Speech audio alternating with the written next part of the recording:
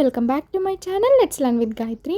ఈ వీడియోలో degree third semester BSc and BCA computer science స్టూడెంట్స్కి సంబంధించి object oriented programming using Java unit 1 structure of Java అనే question explain చేస్తాను, which is very important question for 10 marks. మీకు ఎగ్జామ్లో damn sure question, ఎగ్జామ్లో ఖచ్చితంగా మీకు explain about the structure of Java అనే క్వశ్చన్ కంపల్సరీ ఉంటుంది.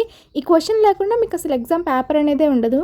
వీడియోలో మీకు జావా ప్రోగ్రామింగ్ యొక్క ఫుల్ స్ట్రక్చర్ ఏ విధంగా ఉంటుంది అండ్ ఏమేమి సెక్షన్స్ అనేవి ఉంటాయి, సో ఎలాంటి రూల్స్ అనేది ఫాలో అవ్వాలి, ఎలా మనం జావా ప్రోగ్రామింగ్ కోడింగ్ అనేది చేయాలని ఫుల్ ఇన్ఫర్మేషన్ ప్రొవైడ్ చేస్తూ మీకు ఎగ్జాంపుల్ జావా ప్రోగ్రామింగ్ కూడా ప్రొవైడ్ చేస్తాను.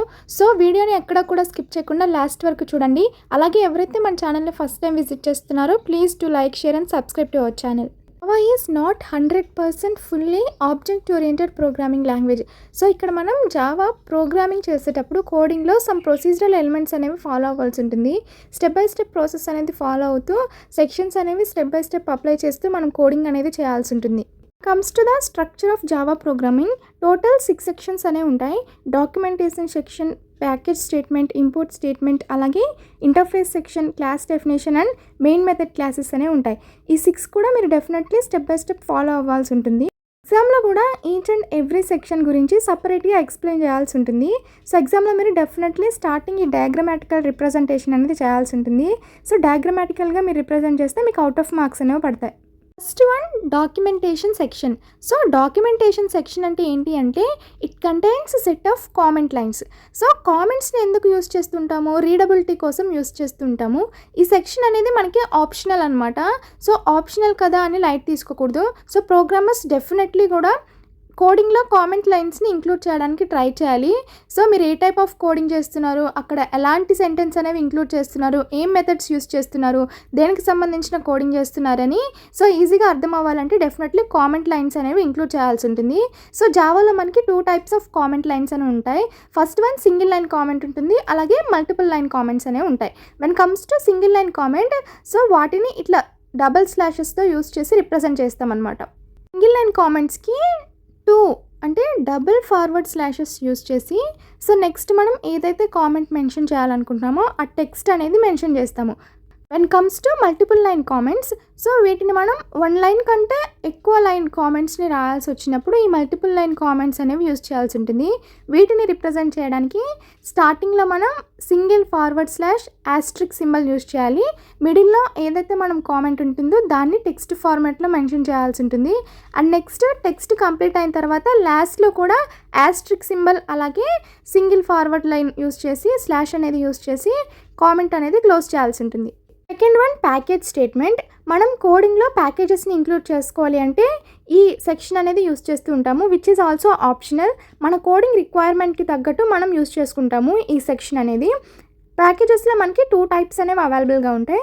ఒకటి ఇన్బిల్ట్ ప్యాకేజెస్, మనకి ఇన్బిల్ట్గానే లైబ్రరీలో ప్యాకేజెస్ అనేవి అవైలబుల్గా ఉంటాయి. Second one is user defined packages, మనం ఓన్గా క్రియేట్ చేస్తామన్నమాట ప్యాకేజెస్ని. సో కింద చూడండి సింటాక్స్ ప్రొవైడ్ చేశాను. యూజర్ డిఫైన్డ్ ప్యాకేజెస్ క్రియేట్ చేయాలంటే ప్యాకేజ్ నేమ్ అండ్ సెమీకాలన్తో క్లోజ్ చేయాల్సి ఉంటుంది. ఇక్కడ ప్యాకేజ్ అనేది మీకు కీవర్డ్, ప్యాకేజ్ నేమ్ అనేది మనం ఓన్గా క్రియేట్ చేసుకున్న ప్యాకేజ్కి ఇంక్లూడ్ చేసే నేమ్ అనమాట. సో మన కోడింగ్కి తగ్గట్టు నేమ్ అనేది మనం ఓన్గా ఇంక్లూడ్ చేసుకోవచ్చు.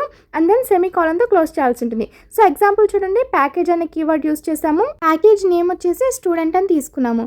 ఈ విధంగా యూజర్ డిఫైన్డ్ ప్యాకేజెస్ అనేవి ఇలా సింటాక్స్ యూస్ చేసి క్రియేట్ చేస్తాము. Third one import statement. Previous సెక్షన్లో నేను ఎక్స్ప్లెయిన్ చేశాను, ప్యాకేజెస్ అనేవి మనకి 2 టైప్స్ ఉంటాయి. ఒకటి యూజర్ డిఫైన్డ్, ఇంకోటి ప్రీ డిఫైన్డ్ అనమాట. సో ఇన్బిల్ట్ ప్యాకేజెస్ అనేవి అవైలబుల్గా ఉంటాయి. యూజర్ డిఫైన్డ్ ప్యాకేజెస్ని మనం సింటాక్స్ యూస్ చేసి క్రియేట్ చేసుకుంటాం. మరి లైబ్రరీలో ఉన్న ప్రీ డిఫైన్డ్ ప్యాకేజెస్ని ఇంక్లూడ్ చేసుకోవాలి అంటే ఈ ఇంపోర్ట్ స్టేట్మెంట్ యూస్ చేసి లైబ్రరీలో ఉన్న ప్యాకేజెస్ని మన కోడింగ్లోకి ఇంపోర్ట్ చేసుకుంటాము, which is also optional section. కోడింగ్కి లైబ్రరీలో ఉన్న ప్యాకేజెస్ కావాలి, యూజ్ అవుతాయి అనుకుంటే మనం ఈ ఇంపోర్ట్ అనే స్టేట్మెంట్ని యూస్ చేసుకొని ప్యాకేజెస్ని ఇంపోర్ట్ చేసుకుంటాము. This is also similar to hash include statement. మీకు ఆల్రెడీ సి లాంగ్వేజ్లో హెడర్ ఫైల్స్ అనేవి ఉంటాయి, సి లాంగ్వేజ్ నేర్చుకుని ఉంటారు కదా. సో అక్కడ హెడర్ ఫైల్స్ ఏ విధంగా ఉంటాయో ఇక్కడ సేమ్ మీకు ఇంపోర్ట్ స్టేట్మెంట్ కూడా అదే విధంగా ఉంటుంది. సో ప్యాకేజెస్ని ఇంక్లూడ్ చేసుకోవడానికి క్లాసెస్లో మనం ఈ ఇంపోర్ట్ స్టేట్మెంట్ని యూస్ చేస్తూ ఉంటాము. సో అక్కడ ఎగ్జాంపుల్ చూడండి ఏ విధంగా ఉంటుంది మీకు ఇంపోర్ట్ స్టేట్మెంట్ అంటే import java.io asterisk symbol and సెమీకోలన్తో క్లోజ్ చేస్తూ ఉంటాము. సో ఇక్కడ మనకి ఇంపోర్ట్ అనేది కీవర్డ్, జావా అనేది మీకు ప్యాకేజ్ వస్తుంది, ఐఓ అంటే మీకు సబ్ ప్యాకేజ్ అనమాట, ఇన్పుట్ అవుట్పుట్ ప్యాకేజ్ అనమాట అది. So IO means input output and asterisk symbol use చేస్తే మీరు సో ఇన్పుట్ అవుట్పుట్ అనే సబ్ ప్యాకేజ్లో ఉన్న ఆల్ క్లాసెస్ అలాగే ఇంటర్ఫేసెస్ అన్నీ కూడా ఇంక్లూడ్ చేసుకోవాలి అంటే మనం హ్యాస్ట్రిక్ సింబల్ని యూస్ చేస్తూ ఉంటాం. Import Java dot IO dot asterisk symbol యొక్క ఇంపోర్ట్ స్టేట్మెంట్ మీనింగ్ ఏంటి అంటే సో మీకు అక్కడ లైబ్రరీలో అవైలబుల్గా ఉన్న అన్ని ప్యాకేజెస్ నుంచి జావా అనే మెయిన్ ప్యాకేజ్ ఏదైతే ఉందో సో దాని నుంచి ఇన్పుట్ అవుట్పుట్ అనే సబ్ ప్యాకేజ్లో ఆల్ క్లాసెస్ అండ్ ఇంటర్ఫేసెస్ని ఇంపోర్ట్ చేయమని సో ఆ స్టేట్మెంట్ యొక్క మీనింగ్ అనమాట. ఈ విధంగా మనం ఇంపోర్ట్ స్టేట్మెంట్స్ని జావా ప్రోగ్రామింగ్లో ఇంక్లూడ్ చేసుకుంటాం. Fourth one interface section. So మన కోడింగ్లో ఇంటర్ఫేసెస్ని ఇంక్లూడ్ చేయాలంటే ఈ సెక్షన్ అనేది యూస్ చేస్తూ ఉంటాము. And interface is like A class. So class అనేది ఏ విధంగా క్రియేట్ చేస్తామో ఇంటర్ఫేసెస్ని కూడా అదే విధంగా క్రియేట్ చేస్తూ ఉంటాము. It includes group of method declaration. So ఇక్కడ మనకి నెంబర్ ఆఫ్ మెథడ్స్ అనేవి ఉంటూ ఉంటాయి and this is also optional section. This is used only to implement the multiple inheritance feature in the Java programming. So multiple inheritance అనే ఫీచర్ని మనం ప్రోగ్రామింగ్లో include చేయడానికి మాత్రమే ఇంటర్ఫేసెస్ని యూస్ చేస్తూ ఉంటాము. సో ఎగ్జాంపుల్ చూడండి, ఇంటర్ఫేసెస్ని ఏ విధంగా క్రియేట్ చేస్తామంటే ఇంటర్ఫేస్ అండ్ ఇంటర్ఫేస్ నేమ్ అనేది ఇంక్లూడ్ చేస్తూ ఉంటాము. ఇంటర్ఫేస్ అనేది కీవర్డ్, ఇంటర్ఫేస్ నేమ్ అనేది మనం కోడింగ్ తగ్గట్టు నేమ్ అనేది అసైన్ చేసుకోవచ్చు. సో ఇక్కడ నేను మై ఇంటర్ఫేస్ అని తీసుకున్నా ఇంటర్ఫేస్ నేమ్ అనేది. ఇంటర్ఫేస్ని క్రియేట్ చేసిన తర్వాత మనం గ్రూప్ ఆఫ్ మెథడ్స్ అనేవి ఇంక్లూడ్ చేయాల్సి ఉంటుంది. సో అక్కడ చూడండి వైడ్ ఫంక్షన్ అని ఒక మెథడ్, అలాగే వైడ్ ఫంక్షన్ 2 అనేది ఇంకో మెథడ్ తీసుకున్నాము. సో ఈ విధంగా మెథడ్స్ అండ్ ఫంక్షన్స్ని డిక్లేర్ చేయాల్సి ఉంటుంది ఇంటర్ఫేస్లో. సో ఇంటర్ఫేస్ గురించి నేను సపరేట్ మీకు ఫుల్ క్వశ్చన్ అనేది ఉంటుంది, ఆ క్వశ్చన్ ఎక్స్ప్లెయిన్ చేసినప్పుడు మీకు ఫుల్ ఇన్ఫర్మేషన్ అనేది ప్రొవైడ్ చేస్తాను. Fifth one class definition. A Java program may contain multiple classes. Classes are the primary and essential elements of a Java program. So Java ప్రోగ్రామింగ్లో మనం classes అనేవి మెయిన్గా యూస్ చేయాల్సి ఉంటుంది. సో ఇక్కడ మనం ఒక జావా ప్రోగ్రామింగ్లో మల్టిపుల్ క్లాసెస్ కూడా యూస్ చేసుకోవచ్చు. సో అక్కడ మీకు సింటాక్స్ చూడండి, క్లాసెస్ ఏ విధంగా క్రియేట్ చేయాలి అంటే class and class name and then curly braces use చేయాల్సి ఉంటుంది.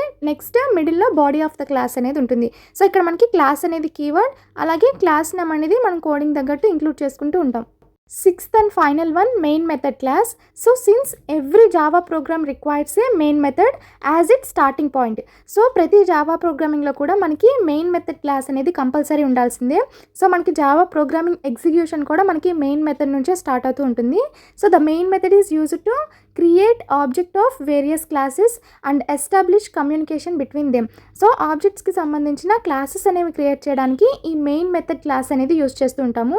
సింటాక్స్ చూడండి, క్లాస్ నేమ్. సో క్లాస్ని ఈ విధంగా క్రియేట్ చేస్తాం and then public static void main string args. So ఇది వచ్చేసి మీకు మెయిన్ మెథడ్ క్లాస్ అనమాట. డెఫినెట్లీ ఈ స్టేట్మెంట్ అనేది మనం ఎవ్రీ జావా ప్రోగ్రామింగ్లో కూడా ఇంక్లూడ్ చేయాల్సి ఉంటుంది. అండ్ దెన్ కింద మనకి body of the main method అనేది ఉంటుంది. సో మీకు ఎగ్జాంపుల్ ప్రోగ్రామింగ్ చూస్తే ఏ విధంగా కోడింగ్ చేస్తామనేది ఈజీగా అర్థమైపోతుంది. ఎగ్జాంపుల్ కోడింగ్ చూడండి. సో ఈ సింపుల్ ప్రోగ్రామింగ్ జావా. సో చాలా సింపుల్ అండ్ ఈజీ ప్రోగ్రామింగ్ అనేది ప్రొవైడ్ చేశాను. సో ఇక్కడ మనం documentation section which is comment line అనేది యూజ్ చేయలేదు, which is optional. And then package statement, import statement, అలాగే ఇంటర్ఫేస్ సెక్షన్స్ కూడా యూజ్ చేయలేదు, ఎందుకంటే మీకు చాలా సింపుల్ ప్రోగ్రామింగ్ అనేది ప్రొవైడ్ చేశాను కాబట్టి. ఈ స్టేట్మెంట్స్ అన్నీ కూడా ఆప్షనల్ కాబట్టి వాటిని స్కిప్ చేశాను. డైరెక్ట్గా క్లాస్ డెఫినేషన్ అనే సెక్షన్ నుంచి స్టార్ట్ చేశాను. సో డెఫినెట్లీ మనం ఈచ్ అండ్ ఎవ్రీ జావా ప్రోగ్రామింగ్లో కూడా కంపల్సరీ మనం క్లాసెస్ని క్రియేట్ చేయాల్సి ఉంటుంది. సో అక్కడ చూడండి, syntax for creating classes, class and class name. ఇక్కడ నేను క్లాస్ నేమ్ వచ్చేసి శాంపుల్ ప్రోగ్రామింగ్ కాబట్టి శాంపుల్ అని తీసుకున్నాను. And then curly braces use చేయాల్సి ఉంటుంది. నెక్స్ట్ మెయిన్ మెథడ్ క్లాస్ అనేది డిఫైన్ చేయాలి కదా. So public static void main string args.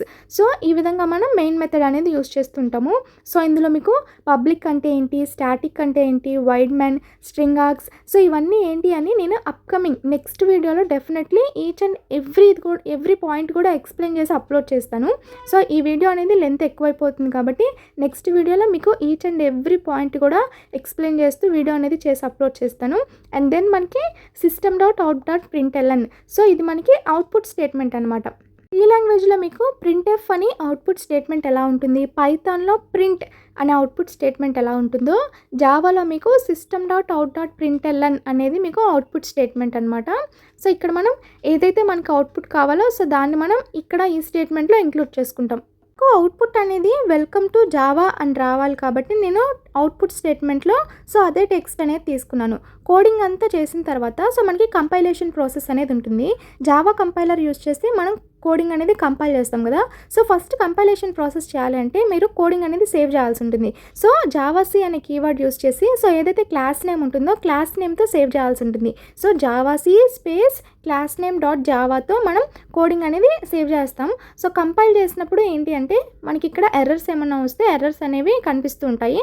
Errors rectify చేసుకొని మనం కోడింగ్ అనేది స్టార్ట్ చేయొచ్చు. ఎర్రర్స్ ఏమీ లేకపోతే దెన్ మనం ఎగ్జిక్యూట్ చేయాలి అంటే జావా స్పేస్ క్లాస్ నేమ్ అనేది ఇంక్లూడ్ చేయాలి. జావా స్పేస్ క్లాస్ నేమ్ అని టైప్ చేసినప్పుడు మనకి అవుట్పుట్ అనేది వెల్కమ్ టు జావా అని వస్తుంది. ఈ విధంగా కంపైలేషన్ ప్రాసెస్ ఎలా ఉంటుంది అండ్ మెయిన్ మెథడ్లో ఉన్న ఈచ్ అండ్ ఎవ్రీ కీవర్డ్కి కూడా మీనింగ్ అనేది అప్కమింగ్ వీడియోస్లో ఎక్స్ప్లెయిన్ చేస్తాను. ఈ విధంగా స్ట్రక్చర్ ఆఫ్ జావా అనే క్వశ్చన్ చాలా ఇంపార్టెంట్ క్వశ్చన్, 10 మార్క్స్కి కంపల్సరీ వస్తుంది. డామ్ షూర్ క్వశ్చన్, అస్సలు మిస్ చేసుకోకండి.